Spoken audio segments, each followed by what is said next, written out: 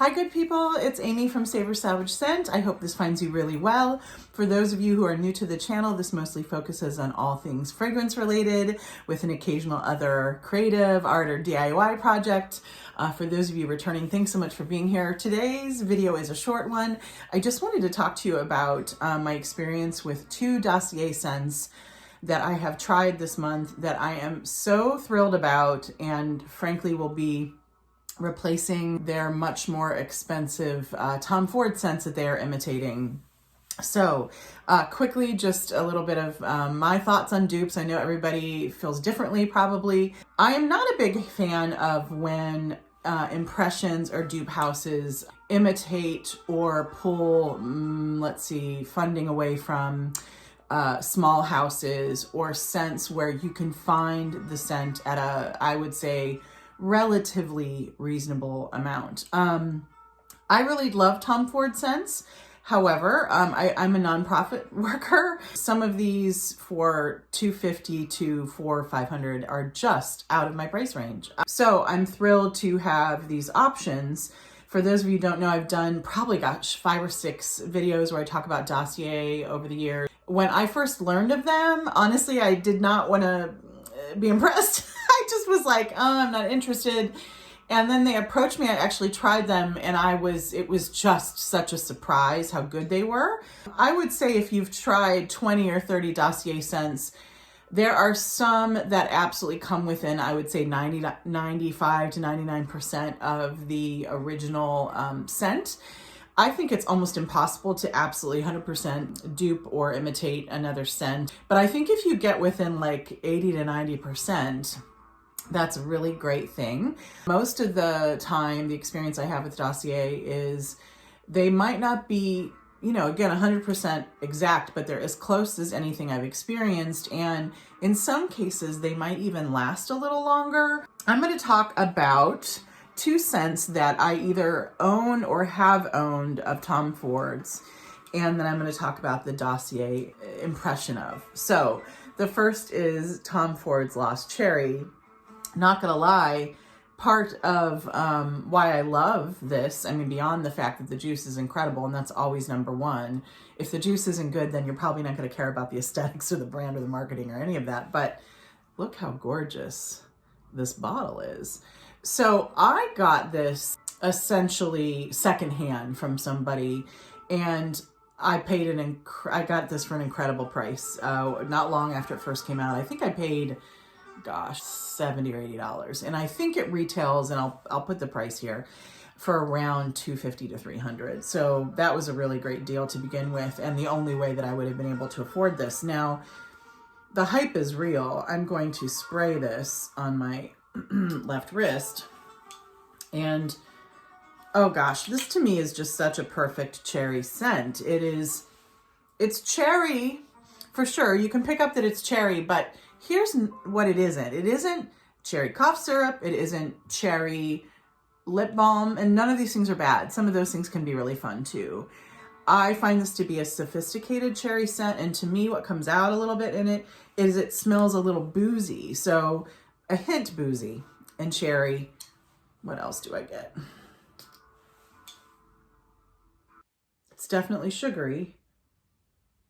It's like macerated cherries with a little bit, like the tiniest hint of, to me, rum or something like that.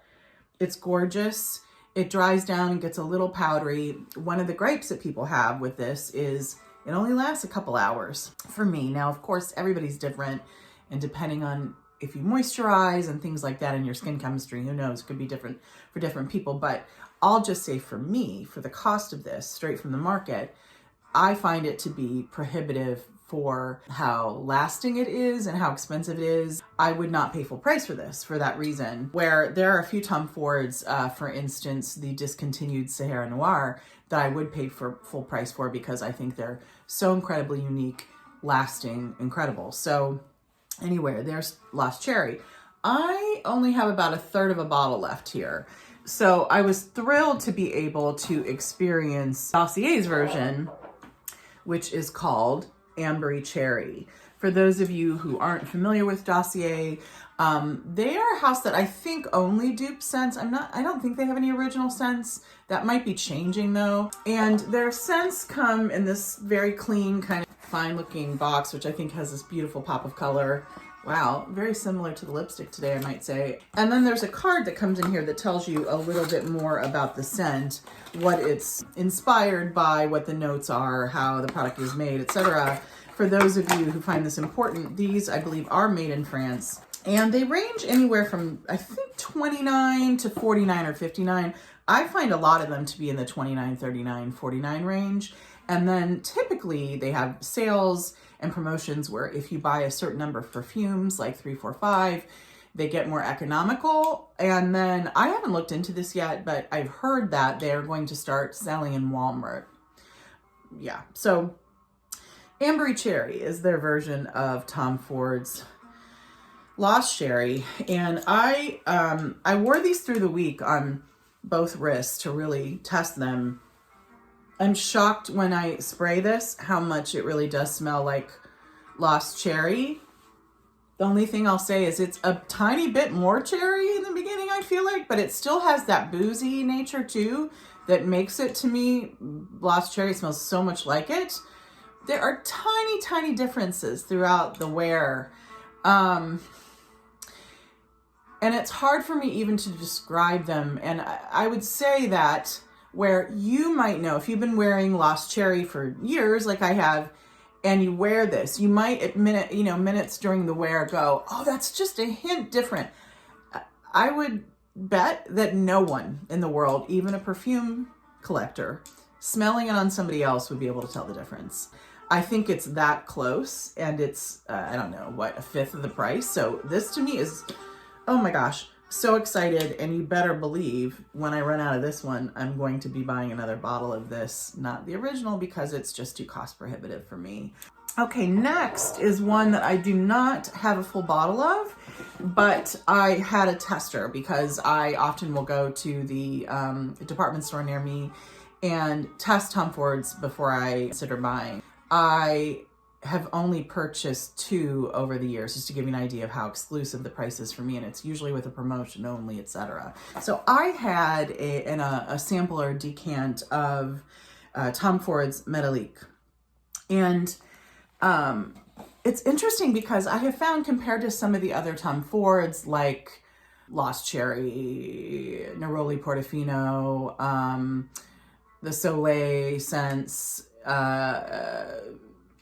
black, or what's it called? Oh my gosh, Amy, you should know this. The one that has truffle in it. Anyways, it's super popular. I'll put the name here. I can't think of it. This Métallique, I don't think was as popular. And when I looked at reviews, it was really interesting because people loved it or hated it. And it's so interesting. It just shows you how subjective perfume wearing is, because when I got the sample of Métallique, I went through that thing. Like, I went through it in a month, I think. And I wore it a lot of the days of that month. And to me, it was surprising because, again, everything is subjective when it comes to perfume. And I even find the name a head scratcher. So I didn't want to try it at first because the idea of something being metallic in perfume freaks me out, frankly. When I think about metallic, I think of sterile, I think of hard, sharp edges, I think of tinny, I think of the taste of blood in my mouth. These are the things I think of when I think of metallic. So no, I did not want to try it, but I was trying a bunch of things at the counter that day, ended up really loving it. And so I was given, they did not have samples, I was given a little decant at the time. And so here's what surprised me about it is, again, other people might have an experience where it smells very metallic. It did not to me. What it did smell like was cold water and vanilla, but in the most sophisticated way. It smelled aquatic. It smelled maybe even a little like sea air, and maybe that's where that like metallic tinge or that clean, sterile feel comes in. Anyway, I had a hard time finding a metallic. I was really surprised. I found it to be a gorgeous aquatic vanilla. And this girl loves a vanilla that's just not a vanilla by itself. Like, I love a vanilla with interest or with uniqueness. And so I was shocked immediately when I tried it. I was like, oh, I knew that some people didn't like it. I was really surprised, and it just felt to me like a really interesting vanilla.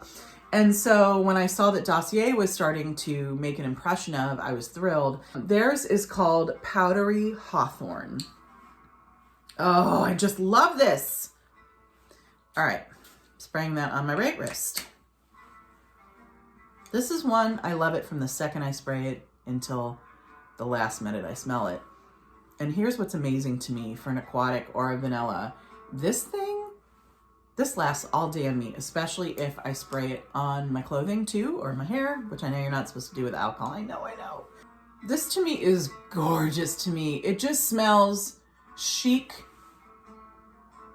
Oh. Yeah, I even get a little green. It smells aquatic green vanilla. And I also get a tiny bit, there are moments when I wear this that it smells more like a creamsicle than it does like a vanilla aquatic.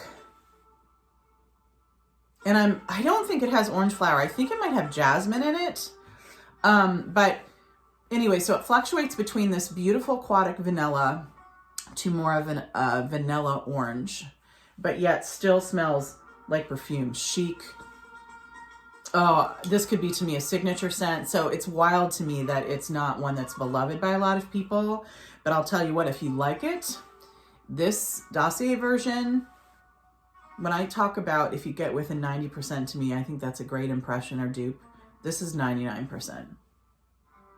This is like, I just cannot understand why I would spend for something to me that's so overpriced. So this is Powdery Hawthorn. So these are two, to me, incredible impressions, and two I really recommend, love. And I'll just say, with Valentine's coming up, and I am not currently in a partnership, but I love Valentine's Day.